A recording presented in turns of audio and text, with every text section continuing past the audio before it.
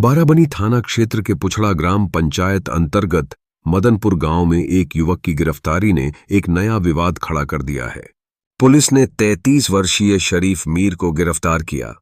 आरोप है कि उसने अपने मोबाइल फोन के माध्यम से फेसबुक पर पाकिस्तान के समर्थन में जिंदाबाद के नारे लगाए थे। घटनाक्रम ने स्थानीय समुदाय में चिंता और आक्रोश दोनों पैदा कर दिए हैं।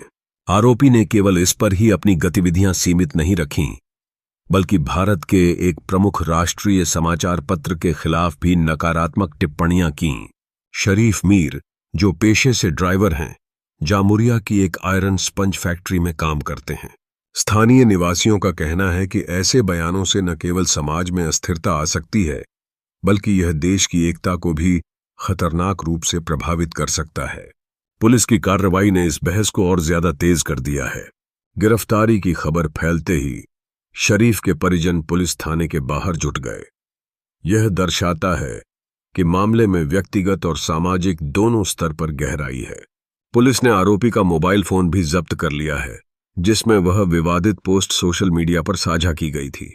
यह फोन अब फॉरेंसिक जांच के लिए भेजा जाएगा, जिससे जांच में तेजी आ सके। इस घटना ने सोशल मीडिया के प्रभाव और सीमा को लेकर कई सवाल उठाए हैं। क्या हमें अभिव्यक्ति की स्वतंत्रता में और अधिक सतर्कता बरतनी चाहिए, या क्या हमें अपने विचारों के लिए बिना डर के बात करने की स्वतंत्रता होनी चाहिए? सामाजिक मीडिया प्लेटफॉर्म पर ऐसा व्यवहार इसी माहौल को बढ़ावा देता है, जो विवाद और संघर्ष का कारण बन सकता है। शरीफ मीर की गिरफ्तारी से यह भी संकेत मिलता है कि ऐसे मामलों में पुलिस और न्यायालय की भूमिका कितनी महत्वपूर्ण हो जाती है। यह केवल एक व्यक्ति की गिरफ्तारी नहीं है, बल्कि यह एक चेतावनी है कि ऐसे बयान और गतिविधियों को नकारा नहीं किया जा सकता है। सभी की जिम्मेदारी है कि वे इस तरह के प्रकरणों के प्रति गंभीर रहें और अपनी पहचान और देश के प्रति सम्मान बनाए रखें। वहीं इस विषय पर आसनसोल कोर्ट ने आरोपी को 7 दिन के लिए पुलिस हिफाजत के निर्देश दिए हैं। मीर साजी এটা সোশ্যাল মিডিয়ায় পোস্ট শেয়ার হয়েছিল, সেই পরে পুলিশ সুমোটো মামলা করার পর আজকে কোর্টে প্রোডাকশন দিয়েছিল। উভয় পক্ষের সওয়াল জবাব শোনার পর আগামী 21/5 ডেট রেখেছেন উইথ সিটি। এর ব্যাকগ্রাউন্ড কিছু জানেন না? এরকমই সাধারণ বেকার ছেলে, উনি কী কারণে শেয়ার করলো? ভুলবশত হয়েছে, ইন্টেনশনালি কোনো কাজ করেনি। ওই করেছিল, এখন বলা হচ্ছে ইনিই করেছিল। এখন অশিক্ষিত মানুষ বন্ধু বান্ধবদের সাথে থাকে, কেউ বদমাইশি করেও করে থাকতে পারে। বিচারাধীন ব্যাপার, তদন্ত চলছে, দেখা যাবে। 7 দিনের জেল কাস্টডি। आसनसोल जिला अस्पताल में पार्किंग और ट्रैफिक व्यवस्था को लेकर हाल ही में एक महत्वपूर्ण प्रशासनिक बैठक का आयोजन किया गया। यह बैठक उस समय बुलाई गई जब अस्पताल में पार्किंग की समस्या और ट्रैफिक जाम की बुरी स्थिति को लेकर कई दिनों से लोगों की शिकायतें आ रही थीं।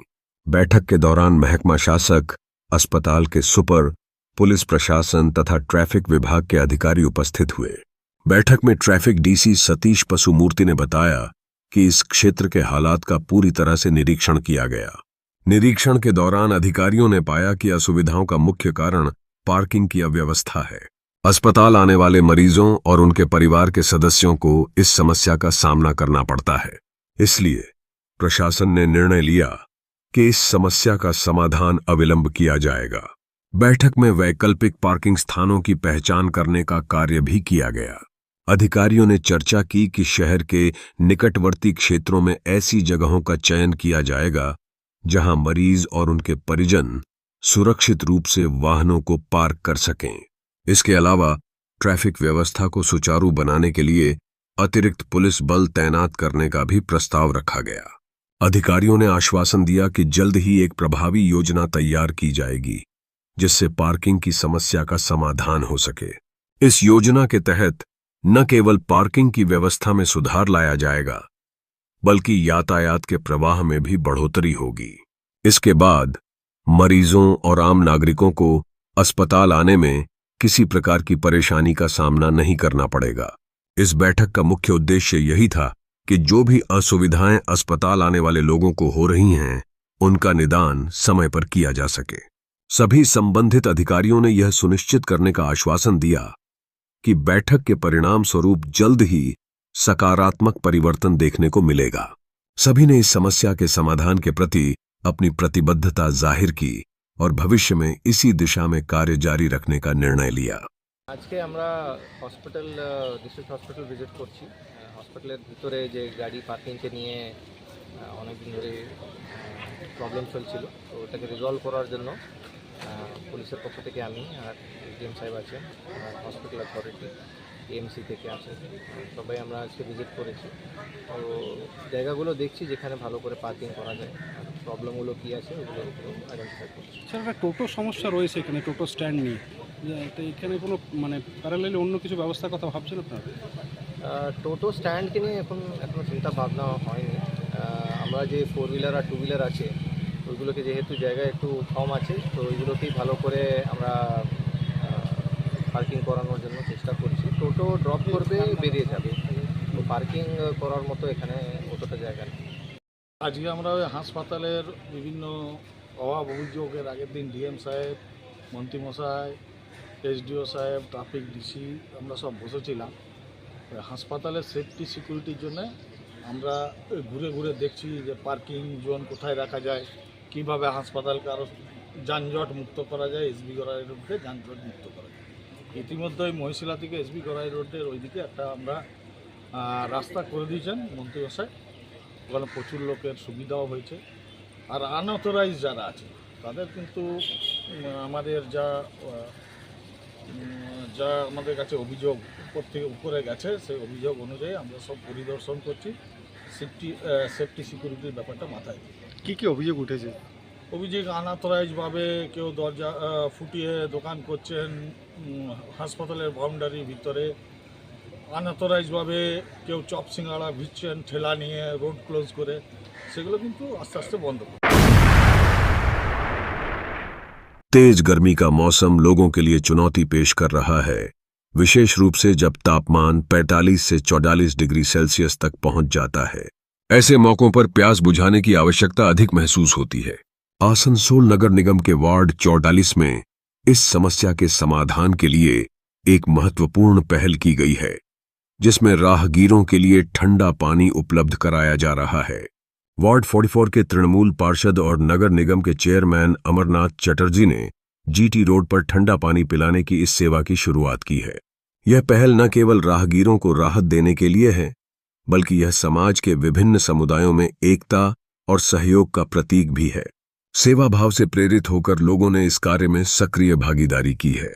इस सेवा के माध्यम से आने जाने वाले हर व्यक्ति को ठंडा पानी उपलब्ध कराया जा रहा है, जो उनकी यात्रा को सुगम बनाता है। लोग जब गर्मी से परेशान होते हैं तो ठंडा पानी उनके लिए संजीवनी का काम करता है। यह पहल आसपास के मंदिरों और समाज के लोगों के सहयोग से संभव हुई है, जो एकजुट होकर एक महान उद्देश्य के लिए काम कर रहे हैं। अमरनाथ चटर्जी ने इस सेवा की महत्ता को बताते हुए कहा है कि यह तापमान के इस अत्यधिक गर्म मौसम में समुदाय को एकत्र कर लोगों की आवश्यकताओं का ध्यान रखने का प्रयास है। जब लोग कहीं यात्रा कर रहे होते हैं तो उन तक पहुंचना और उनकी प्यास बुझाना इस सेवा का मुख्य उद्देश्य है। गर्मी के इस मौसम में इस तरह की सेवाएं समाज में एक नई उम्मीद और सहयोग का अनुभव कराती हैं।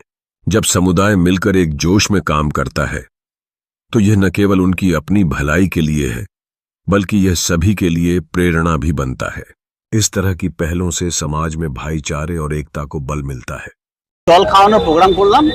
এই তীব্র গরম, মানুষ বাজারে আসে, বাজারের মানুষের কাছ থেকে সহায়তা পায়, সেই জন্য আমরা চেষ্টা করলাম যে বাজারের মধ্যেখান থেকে জল দিয়ে দেওয়ার। আমাদের মধ্যে আজকে উপস্থিত রয়েছে আমাদের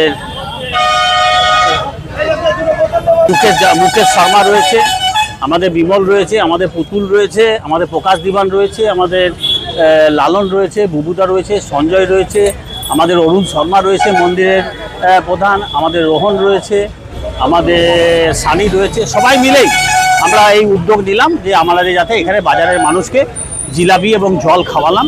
প্রায় 800 বোতল জল এবং 800 জিলাপি আমরা সবারই মধ্যে ডিস্ট্রিবিউশনের মধ্যে যা হোক কিছুটা হলেও মানুষের তৃপ্তি মেটানোর আমরা চেষ্টা করলাম।